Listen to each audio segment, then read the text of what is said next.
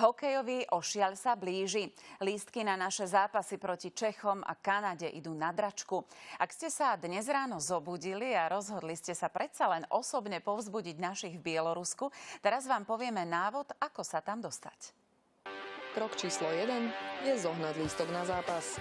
Môžu do Bieloruska cestovať bez víz za predpokladu, že sa na hraničných priechodoch môžu preukázať lístkom na jeden konkrétny zápas.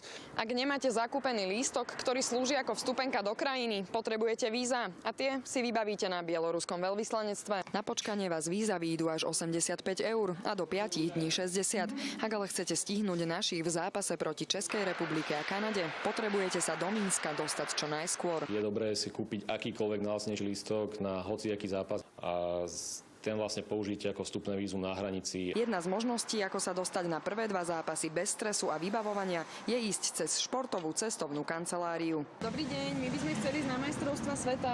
Bolo by to okolo nejakých 1300 eur, ale dá sa to stihnúť s tým, že by bol odlet už priamo zajtra z Viedne. Ubytovanie, letenku, vstupenku, víza, transfery. Pre tých dobrodružnejších je tu aj iná možnosť nájsť lístky na internete a ísť vlastnou dopravou. Predávate lístky na hokej, že či to je ešte aktuálne.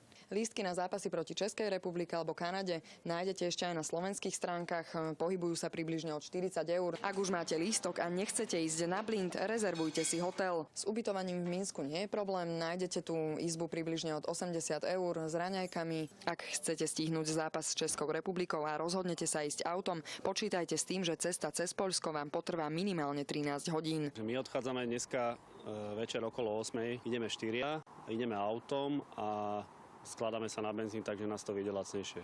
Najbližší autobus z Prahy do Mínska odchádza až v sobotu, no našli sme aj ponuky od súkromných dopravcov. Tí za odvoz Košice-Minsk a späť po zápase s Kanadou pýtajú 80 eur. Ponúkam iba miesto v autobuse bez vstupeniek. Vlakom sa najlacnejšie do Bieloruska dopravíte za 190 eur s prestupom vo Varšave. Počítajte s tým, že cesta potrvá približne 19 hodín. Najpohodlnejšia, ale najdrahšia alternatíva je ísť letecky z Viedne, Prahy, Budapešti a Krakova približne od 200 eur.